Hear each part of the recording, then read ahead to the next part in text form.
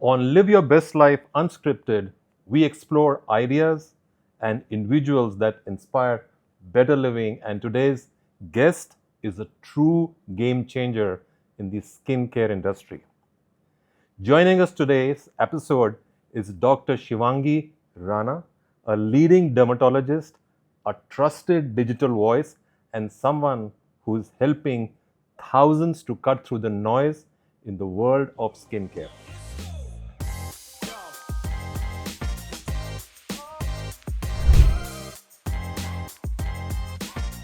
She is known for combining clinical science with everyday practicality, no fluff, no filters. In this episode, we unpack what really works, how to build a routine you will stick to, why ingredients awareness matters, and how skincare is actually a true form of self care. Let's get into it with Dr. Shivangi Rana.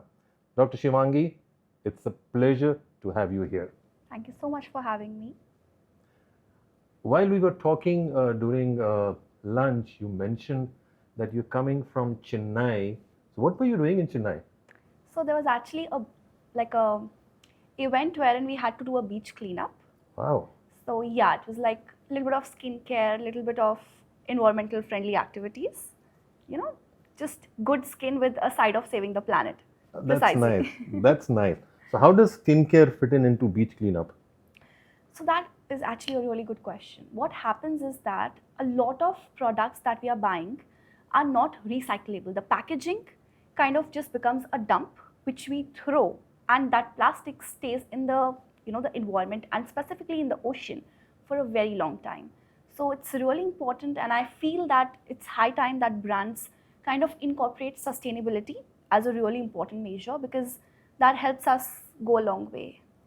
With that note, I think I'm going to love this session with you, this conversation with you. You know, Dr. Shivangi, so many people look upon you as, about skincare, okay? And you put it in a very different way, whether it be scientific or personal. Now, let's go back, a few years back, okay?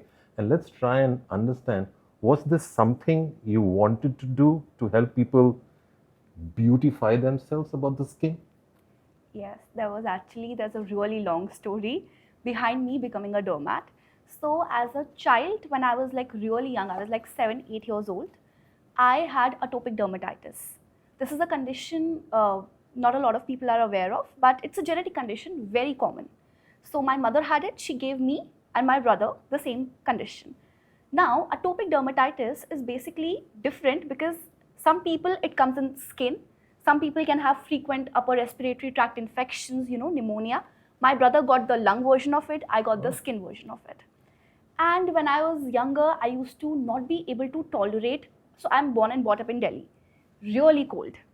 And I would not be able to tolerate the woolen, the wool basically. It caused irritation. It would be really itchy, and I would tell my mother that something is wrong, I cannot tolerate this. And she'd just be like, no, it's nothing. Everybody can wear it, you can wear it too. Then, as I grew up, my atopic dermatitis got converted into keratosis pilaris, which is strawberry skin. I'm sure a lot of people know about that. So I would have really bad flare of acne on my, the arms, upper arms. mhm. And everyone who would see me would be like, what happened to your arm? And that was such a tender age, like, 13, 14, you're just becoming aware of how your body is, how you look. And that constant pointing would make sure that I am at a dermat's clinic at least once a week. Oh, So then I thought that, okay, if I have to sit here all the time, I might as well become a dermat. That is where it started. It was very personal to in the start. Then there was, of course, teenage acne. Everybody suffers from that. So I had my share of it. And then I realized that, okay, skin is not just what is happening outside, it has a huge psychological impact. You know, when you're growing up and you have skin issues, it kind of changes your personality. It makes you a little introvert, it makes you a little not so outgoing. So I thought, yeah, this is something I would really like to help people with because it's deeper than they think. oh, that's nice. When you talk about deeper than they think, and it's all about doing more, I mean, from your experience, I mean, what are those common mistakes people repeatedly keep doing about things? Like you mentioned about Delhi. Has a cold weather. Yes. Okay, it's also got a very strong or a hot Summer. and equally bad rains. Yes, Okay, yes. so what are those common mistakes people keep making during over their skincare regime? So the one thing I have seen in my patients is that people think that what is their skincare routine today is going to be throughout the year, which is really not how it works, especially in places where weather changes every 2 months. Because you might be using a really thick moisturizer during winters. That same thing is going to clog your pores in summers and monsoon. So people don't change their skincare, and that can really hamper the skin. This is one mistake I see a lot of people make. And they keep repeating The that, doing same, it same, again and yeah. again. How does, I mean, when we're talking about the weather and the climatic changes and all those things, tell me how important does, humidity play as far as the skin is concerned? Like I was talking to somebody today and somebody sent me a message that the humidity is only 7%. Oh, And this is somewhere outside India, yes. okay? And where I said, okay, in Bangalore it's 54%. Yeah. So does humidity also play an important role? Yes. So basically, anything which is adequate will work for our skin. More humidity and even the lower 6-7% humidity, both of them are really bad. So when the humidity is really low, there's not enough moisture in the atmosphere. And what happens is that it starts pulling the moisture from your skin and make it really, really dry. On the other hand, when there's a really high humidity, people sweat a lot. That also makes you prone to infections. Fungal infection is something, as soon as monsoon starts, almost everyone starts suffering from fungal infections. Really difficult to treat, really repeated. It keeps coming back. These are all contributed to humidity. If the weather is really dry, you will have dandruff. You know, if the weather is not that dry, it's quite humid, your scalp will become oily, sticky repeatedly. You will have to wash it very frequently. So yeah, whatever is happening around us is really affecting us. Thank you for that. I mean, also, when we talk about skincare, we also talk about that what you look outside from outside. It is also about what you consume. Okay. Yeah. So tell me something. When we talk about the outer appearance or looking good from outside, does nutrition and supplement or the kind of food which you eat also makes a difference? Absolutely. You can keep putting whatever you want on your face as long as you're not fixing your nutrition and your diet, it's not going to look good. Like you will still see those loopholes, peeking through your skin. As a dermat, I always recommend people to rely on some sort of, be it omega-3 fatty acids, a diet rich in omega-3, a diet rich in zinc. Zinc, if you have acne, works amazingly well. Omega-3 is going to be great for your skin, your hair, your nail. If anybody has dry skin, it is magic, to consume that. Also, what you're eating, how healthy is your diet, how sustainably you can eat healthy for a long time, affects how your skin looks. If you are going out partying, there's alcohol every alternate night, your skin is going to become wrinkled, dry. It's going to be there, it's visible. If you start taking adequate hydration, if you start going to the gym, you start taking care of yourself, your skin will always reflect that, and that glow you really cannot get from applying products. You talked about going out late nights, partying, that Yes. caught my attention because, today we are in this world where there are a lot of youngsters, and Yes. there are a lot of people who are the Fridays, Saturdays, and Sundays, and sometimes there are sundowners, sometimes this is, so Yes. are you saying that going out, having late nights also affects the skin? Absolutely. So what happens, see, first of all, if you're going out and you are indulging in alcohol, which is absolutely okay once in a while, but if you're doing it very, very frequently, that affects the skin. It produces a lot of stress in the body. That, antioxidant stress. So there's a lot of oxidative stress for which, if you're doing this, you need to use antioxidants. If you're not doing that, that oxidative stress will catch up. You'll start looking older than you're supposed to look, like your real age. Your skin will not have that glow. It will become that gray, ashy sort of a skin if you don't take care of it that well. Then there was one more thing you would asked about. It was about going out late, you know, how does Yeah. it, yeah. So the sundowners and Yeah, the you know, sundowners and all, yeah. yes. Once in a while, absolutely, you have only one life. Enjoy it as much as possible. But if you are into skincare, if you want to take care of your skin, you need to also find the right balance. Going out a Friday, Saturday, and Sunday, maybe that will harm. That's Maybe okay? just Sunday is okay. Okay. But frequently, again, yeah, that's going to be not that good. That good.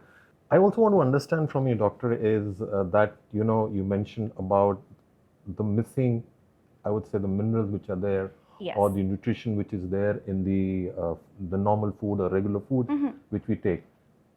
Do we also say that if those are missing from a food, that can be supplemented through nutraceuticals? 100%. I do that myself. So ChatGPT is on the rise, and I am a very avid user of it now. Okay. So I usually put up everything that I have eaten in the day. I just tell Chat that, okay, listen, I've eaten this, this, this. Tell me what all nutrients are deficient still in my diet. And I'm someone who's really taking care of my diet at this point. I'm like roaming around with a weighing scale, you know, like the food weighing scale. So I still realize that even after eating all my greens, even after having a really healthy diet, most of my nutrients were deficient. Yes. And I was shocked to see that, okay, even after putting so much effort, it's still saying your iron is slightly low. Your zinc was moderately almost there. Protein was okay. You took special attention to protein, so it was there. So then I realized that if if even after putting so much effort, it's difficult to meet the nutritional requirements. 100% I would advise that go towards this. Just take, you know, taking the nutrients one way or the other is going to be overall helpful rather than not having them and being deficient in them, because even that has 1,000 other things it brings, you know, health problems.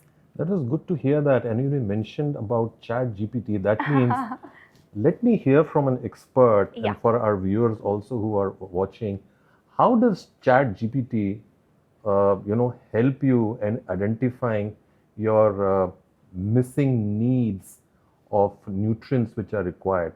I mean, the viewers will be excited to hear that, and that too from an expert. Yeah. So, see, sometimes we read the labels behind the products we are eating. They mention, okay, there's this much that, you know. But if you're cooking, say, 2 chapatis, or if you're taking, say, 100 gram of rice, you really don't know how much magnesium, how much zinc, how much iron you're getting from there. So there, ChatGPT plays the role wherein I tell him, like the chat, exactly how much I've eaten, how much of broccoli was there, how much of, I'm a little on the other side of the spectrum here. But I'm doing it actively right now to just understand that even after having a healthy diet, you can be deficient in nutrients. So I would recommend everyone to just do it. It's free of cost. Just go, put whatever you've eaten in a day, see what all you're still deficient in, and it'll really shock you that, okay, there's so much still deficient. Like, you know, my diet is not meeting the requirements. Okay, perfect. Okay, it's time to get honest and let's be practical. We all want glowing skin, you know. Yes. Okay, and what does a good, I don't want to use this word, but a no nonsense routine, Yeah. you would like everyone to follow for a glowing skin? Okay. See, what happens currently, people are like, products are over marketed. People have a FOMO. They're like, oh my God, this person is using this product. That is why their skin is glowing. So I also want to use that product. They don't understand that their skin type and their skin needs are very different from XYZ person's skin type and skin needs. So if when we talk about no nonsense, it's really important that you understand that you have a specific skin type, firstly. You have specific skin concerns. What is working for some person may not work for this person because that was not this person's concern to begin with. They have hyperpigmentation, they have dry skin. I'm using products because I think that, okay, now this person's got glowing skin, so I'll use the same product. But if I don't have dry skin, it's not going to give the same result. So if you want to cut out the fluff, the nonsense, it's really important to understand that, okay, my skin needs this, this, this to get better. So I will focus on only these 3 things, have it really personalized to myself, and then I will see good results. Awesome. Tell me, is there a different skin routine one must follow in the morning, or a different skin routine in the night or in the afternoon? I mean, what would your advice be on that? Yeah. So when you start with skincare, there's a very basic cleanser, toner, serum, and moisturizer. We call it CTSM. Okay. So this is very simple. I feel everyone should follow this. Now, the cleanser, toner, serum, and moisturizer may differ according to their skin type, but overall skeleton stays the same. If you do that in the morning, you do that in the evening. In the morning, add sunscreen with that. Really important. All of us need it. Because all the efforts that you're putting in to make your skin better, if you're not using sunscreen, it's like, there's a very important thing I want to say. A lot of people use actives. You know, Mm-hmm. they are using, say, kojic acid, niacinamide, retinol, whatever's trending, they start using it. And they do not apply sunscreen. So now what happens is, suppose your skin was at a 7. You thought, I'll use actives and I'll bring it to a 9. What is an active, if I may ask you so? It's an active ingredient, like something that is going to actively change, your skin issues. Okay. Okay. So a cleanser is not an active ingredient, it's a part of the routine. This is a specifically added ingredient for whatever concern you have. So say they thought that, okay, it's at 7, I will use these strong products and I will make it to 9. But they don't apply sunscreen. From 7, they go to a 5. So putting in the money, putting in the effort actually became counterproductive, Okay. which people don't realize. So that's why I say sunscreen is very important. Have a basic routine, wash your face twice a day. Twice a day. Yes, I would recommend twice a day. Unless you have really sensitive and dry skin, then for the morning wash, you can just use water. Otherwise, using a face wash in the morning and in the evening before sleeping is really important. So that is one thing. Go in with a serum. For whatever concern you have, choose the serum and use that. Go in with your moisturizer. In the morning, go in with a sunscreen. In the evening, after a certain age, you can start using retinols or plant. What are those retinols? So this is I'm sorry, I'm going to be asking. absolutely. Because I'm sitting in an expert, even I want to learn. Yes. Okay. So these are anti-age. See, after a certain point, you start aging. Aging is a part of our organs will age, our skin will age, our hair will gray. Everything will start aging. So I'm not saying it's like everyone should do it, to each their own. Like if you want that anti-aging routine, you can start including products that have anti-aging, like, abilities to them. Like they can help you age more gracefully. Retinol is one such ingredient. Mm. So after say 25, 26, 27, you see early signs of aging. That time you can start including retinol in your evening routine. Well, that's nice. There's been a real shift in people's thinking about skincare, Yeah. They are moving towards plant-based or Yes. natural-based, and they want to avoid those harsh chemicals being used, on the skin. So let me ask you, what benefit does, the natural ingredients offer, when it comes to a well-rounded skincare regime or a routine? So see, sometimes what happens, how I mentioned retinol. Some people, retinol doesn't sit well with them. It can cause irritation, it can cause purging, it can cause redness. So for these people, we advise them to go like a little more gentler route, take the gentle route, wherein the ingredient can be bakuchiol. What can be? Bakuchiol. Is that something to do with Ayurveda? Yes, that has Okay. something to do with Ayurveda. So bakuchiol is basically like a plant derivative. It doesn't maybe work as strongly as retinol, but it is a gentler ingredient to begin with. It will also give you anti-aging benefits. So I think this is one place where I would say that, yeah, Ayurveda is present. Another thing is that I have dry skin. So I really like face oils. Again, oils and Ayurveda go hand in hand. And I heavily rely on oils, So yeah, oils are one thing that I can say it has come from Ayurveda, and it really complements the modern skincare. Applying oil at night, don't do it if you have like really oily acne prone skin. But if you have dry skin, if you have aging skin, these oils can really help your skin just look more firmer, bouncier, just plumpness in general. Sometime back, doctor, you also mentioned about the labels.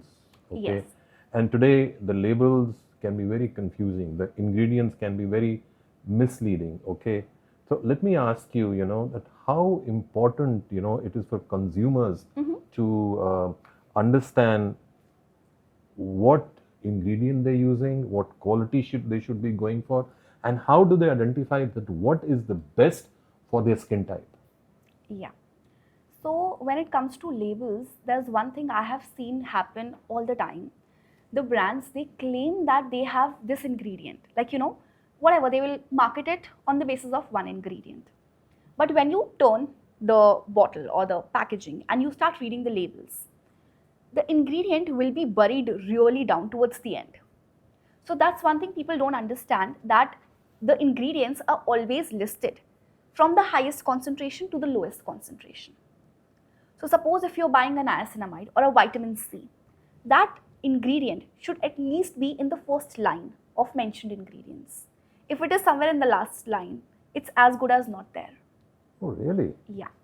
So that is how you identify the Yes. label. Yes. I mean, it will be good to understand from you and also for our viewers that, if you can elaborate more on how to understand the label so that, they can Yeah. make better choices for their skin in the future. Yeah. So when it comes to labels, basically two things are really important. First is what all goes in the product. Brand have started becoming really transparent because of the current competition and The everything. They've guidelines become also. very, yes, the Yeah. guidelines are very strict now. So they have become transparent. But sometimes we don't know how to read the labels. So they are still able to just, pass easily, like just make it work. When it comes to sunscreen, it's really important to check if the brand is claiming that they have a SPF 50 or PA protection. But the label will not mention any filters.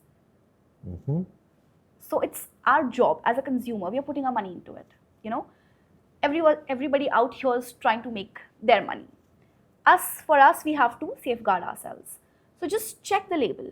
See if whatever protection they are claiming, at least are the ingredients mentioned over, in the packaging. If they are present, yes, they have the filters. If they are not present, the filters are not present. They can claim anything, but protection won't be there. That is one thing. Mm-hmm. The second thing, as I already mentioned, that when you're reading the label, if you're buying the product for, say, a vitamin C, make sure vitamin C is very early in the ingredient list. It cannot be buried somewhere. It has to be high up there.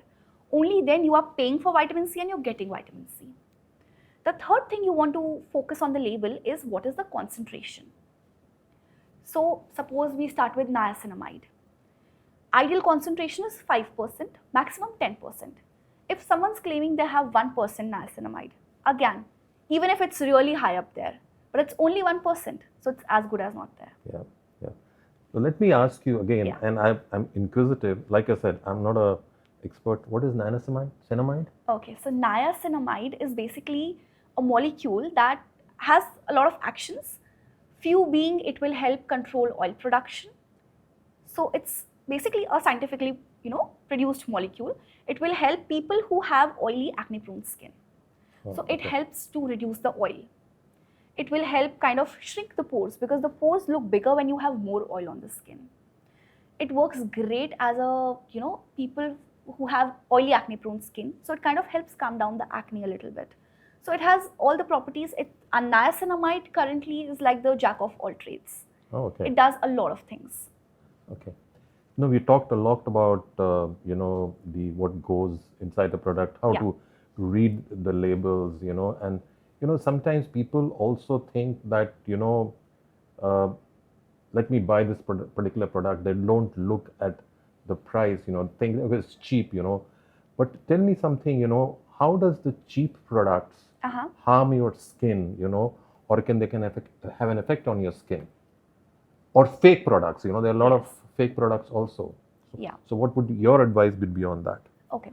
So when it comes to being cheap and when it comes to being effective, they really don't go hand in hand. Sometimes cheap products, I won't say cheap as in bad quality, but cheap as in comparatively well, like the price value is a comparatively lesser in comparison to what the market value is. So sometimes they can show good results.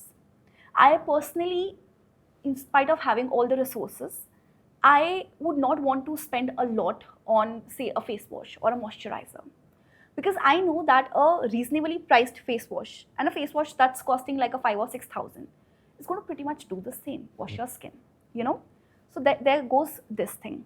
But when it comes to actives, the actives that we were talking about, vitamin C, retinol, the thing is that to formulate them, it requires a lot of resources. They have to be well formulated, they have to be well packaged, because sometimes if they're not packaged, they lose the effectiveness. So if some brand is selling this for like really cheap, they cannot be putting their money and then going in loss, you know. So maybe they've not put the effort. So I would say that when it comes to actives, when it comes to products that are really supposed to bring the change in your skin, go for not the cheap ones. Go for the products that are marketed at a certain value, because the cheap ones can really harm your skin. Now we've also talked about the fake products. Yeah. It is rampant these days because the cut they get is significant. You know, something that's selling for like 2,000 rupees, you make a counterfeit or a fake of it and just sell it for like, so what you've put in is maybe 100 rupee, but you have a margin of a really significant amount. So that is why it has become really, rampant these days. And the problem is that the poor consumer doesn't know how to differentiate a real versus a fake skincare product. Very difficult, you know. So I would say that just make sure you're buying it from reliable sources. You're buying it from reliable platforms that kind of gives you a little bit of reassurance that, okay, yeah, this is a real product. Because when it comes to fake products, the people who are making them are not formulators. They're literally making anything. Once you apply that on your skin, you will have a disrupted skin barrier. By that, I mean your skin will become red. You will have sudden flare-up of acne. The products that were otherwise working well for you will now stop working or start burning your skin. You know, so it's not just that, okay, it's just beauty. When we talk about counterfeit products, it also comes to health now. Sometimes they have heavy metals in them. So heavy metals, when I say, they may have arsenic, they may have mercury, you know, they may have lead. That gets deposited in the skin. And then over the course of time, it will give you side effects. So it's a very health-focused approach to your skin will become good or bad is a secondary thing. Your health will deteriorate. Your skin health will deteriorate. So that is why it's very important to make sure that you're buying from the reliable sources. Tell me something when you're talking about the retinols or the actives and all, okay, these kind of, I would say, properties or qualities are also there in the age-old science of, Ayurveda. Yeah, so when I spoke about niacinamide, I said it has some calming properties. Of course, we have turmeric, which has anti-inflammatory and calming properties, you know. So the two sciences are running parallel to each other. They can always like draw in from each other. So that is there. We have aloe vera. If you're talking about Ayurveda, plant-based, aloe vera is the only plant that comes to the mind for the first. So there is aloe vera, and aloe vera has good calming, soothing, cooling, properties, which if you have a disrupted skin barrier, you can always count on products that have aloe vera in them.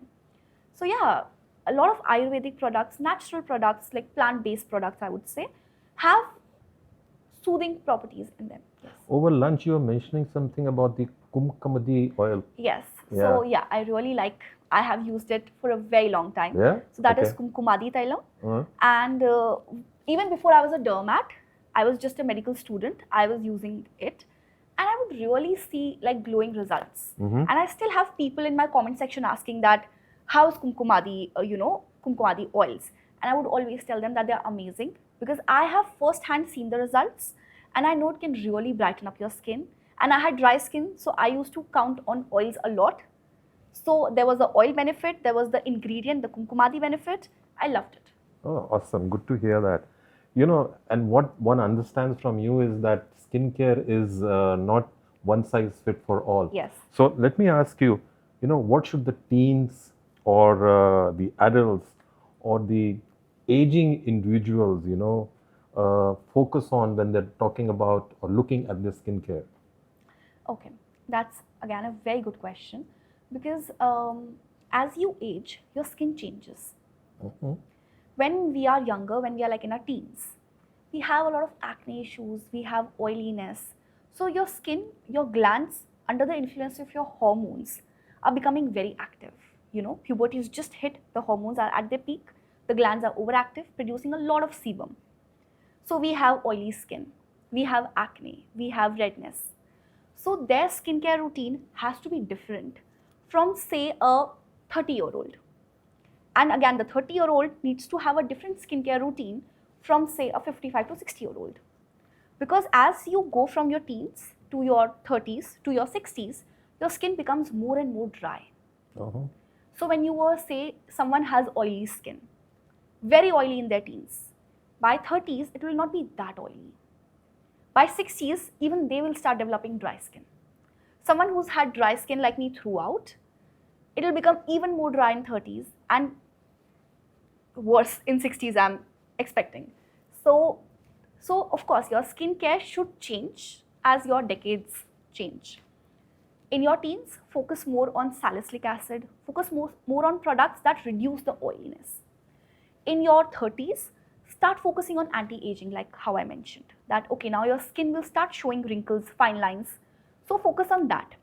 In your 60s, anti-aging skincare, I would say, is okay, but it's not gonna give that drastic a result. Things have already, the lines have set in, and you know whatever has to happen has happened. In your 60s, focus more on hydration, oils, a lot of, you know, like gentle products, hydrating products. That is what your approach should be when you are at 60. Tell me something. We all talk about serums. Yes. Okay. Now, serum is for all age type, or a serum should be used when you age?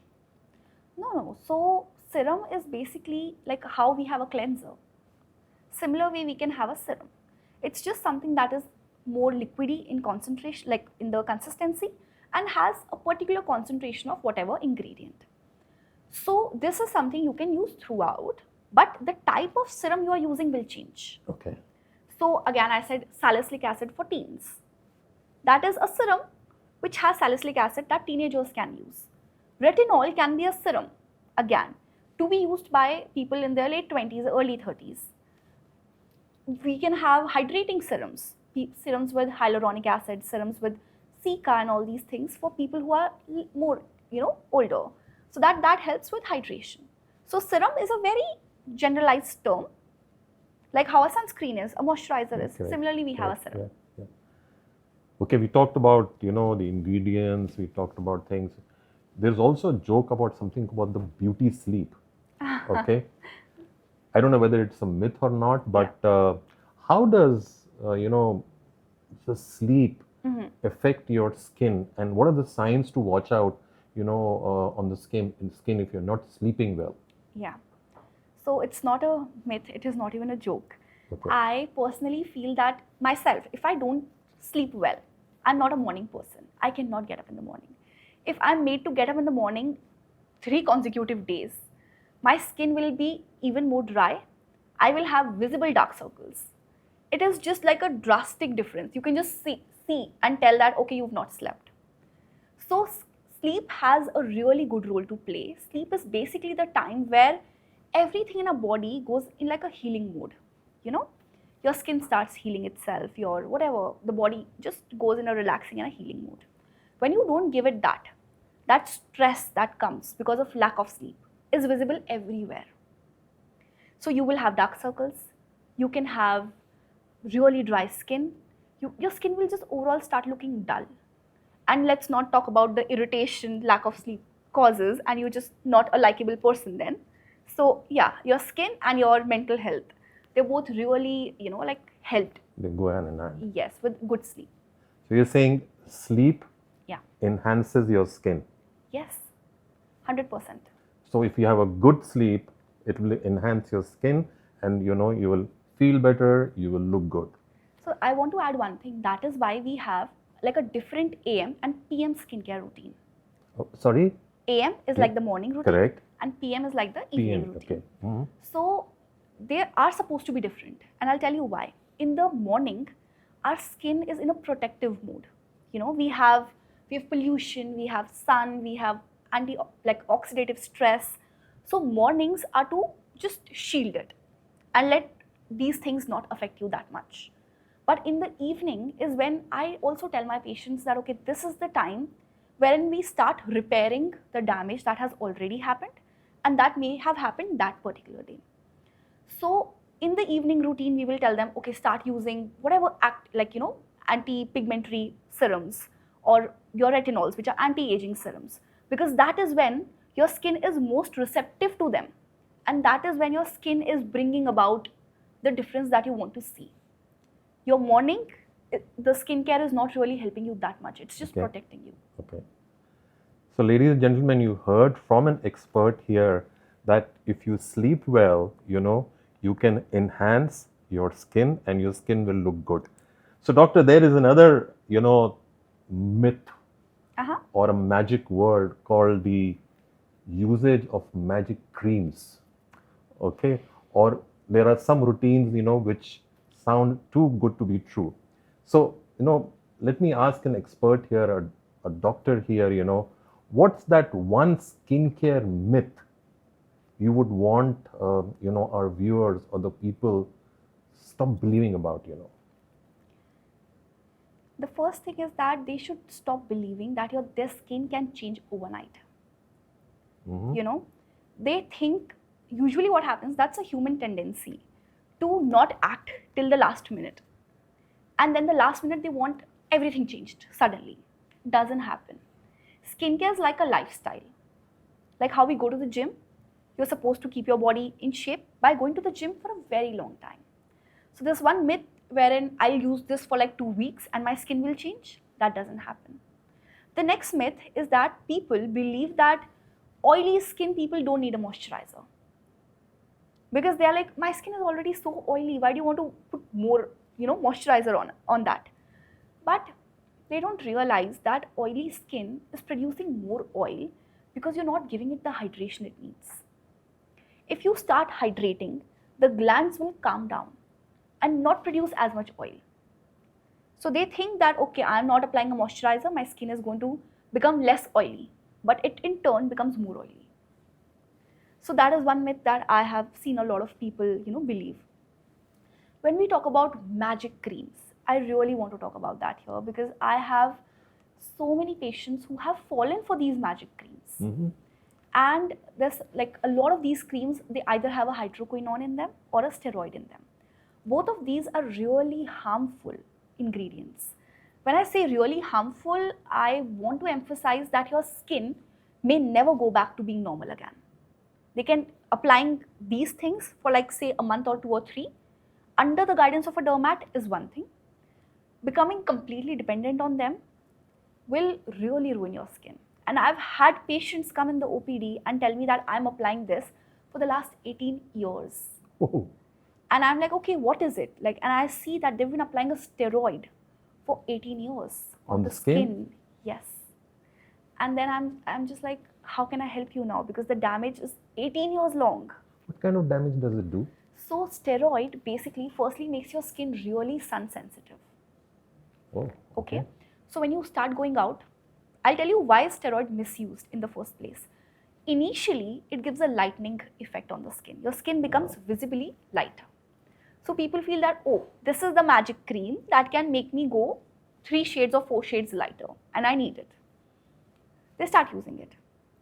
The thing is that once they become 4 shades lighter, they can't stop using it because they become dependent on it.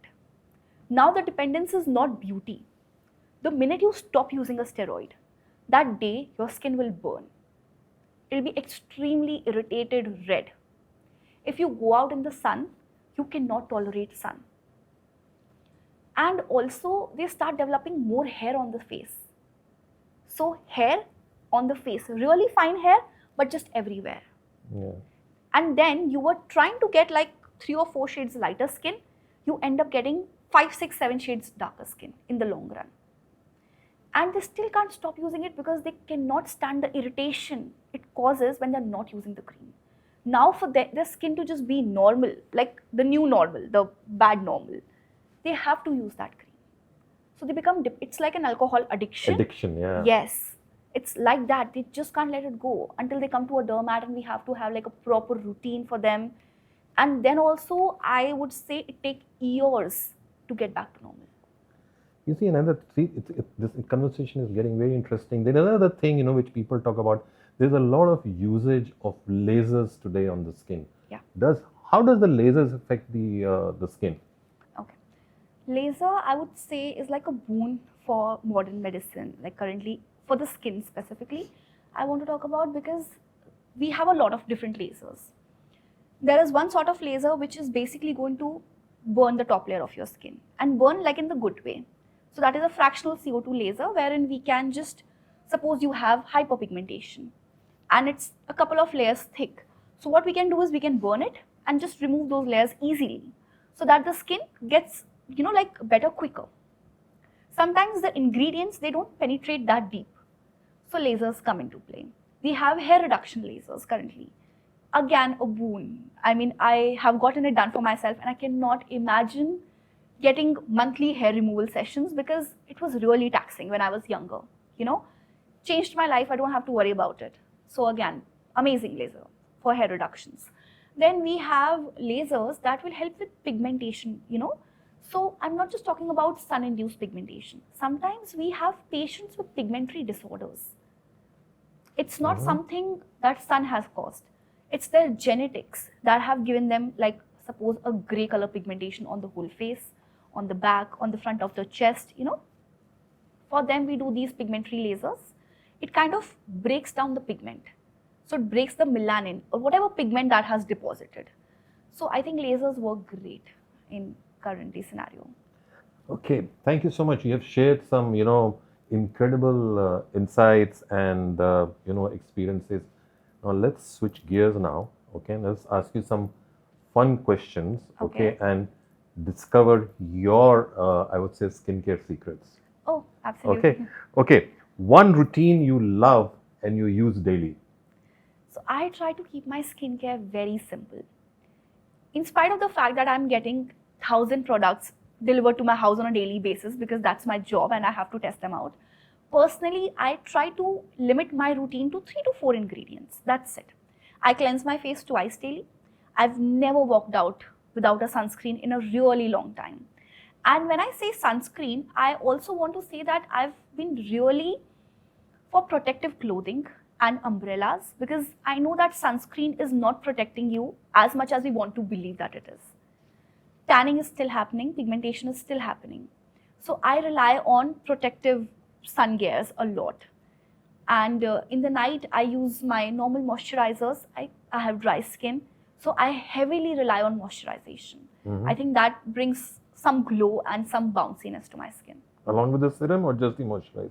No, I use serums. I alternate them. I have a cycle of serums to be used. Okay. But daily, I would use only one. Okay. Not like 5 serums. Okay. Most overhyped skincare trend?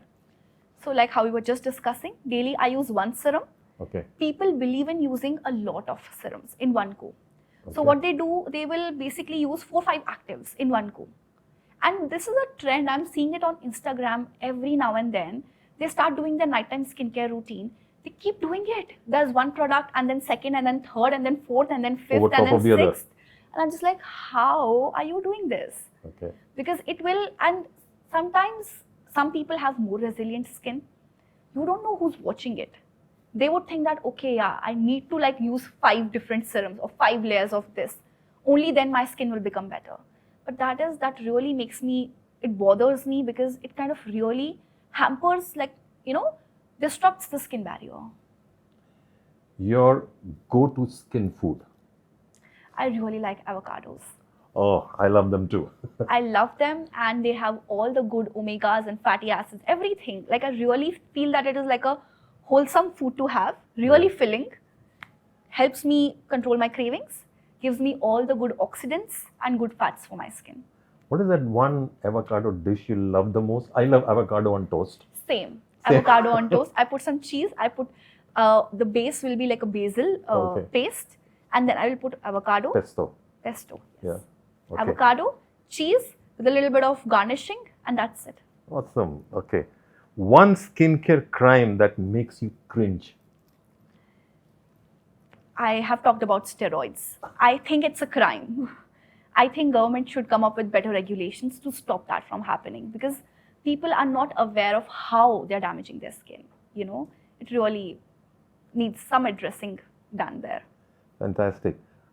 It's been a beautiful conversation with you, and let's end on something beautiful, which is confidence. What would you say to someone who's struggling to accept their skin? Do you have any personal mantra or any advice you would like to give? Yes. So while I myself was suffering from teenage acne, I got mirrors removed from my room because I would just constantly stand in front of the mirror and keep crying. So I got the mirrors removed from my room. And my mother, once she came and she was like, I will love you irrespective of how you look. Nice. And that was really kind of comforting to know that whatever happens to my skin, the people around me are not going to change. They will still love me, That gave me some sort of confidence that, okay, this is one thing I can work on, but know your value, and it is not defined by how you look, by how your skin feels. Beautifully because said. they are very temporary things that can go up and come down and then go up again, But your self-worth, your confidence should stay completely not depending on the current condition of your skin, is what I feel. Thank you so much. That was beautifully said. When your parents tell you that Yeah. no matter how you look, still you'll be loved. Yes. Dr. Shivangi, it was a pleasure talking to you, and Thanks so much. so many insights, so much helpful. And I'm sure our viewers will be excited to hear from you. And it was all about self-care, science, feeling good, about your skin. Thanks for sharing all your knowledge, your experience. Thank you. Okay. And it was actually a real chat with you, a real talk with you. I enjoyed it. I hope you enjoyed being on this show. Absolutely. Okay. I think a lot of people, are going to walk away from the conversation today, about how to feel good, how to look good. And it's all about feeling good from inside out. Okay. True. And to everyone listening, remember, skincare isn't vanity. It's a form of self-respect. Whether you are starting out or trying to figure it all out, this episode was your reminder to pause, care, and glow from the inside out. This was Live Your Best Life Unscripted. If this episode resonated with you, don't forget to like, share, and subscribe. Until next time, stay radiant, stay bright, stay real, and keep living your best life.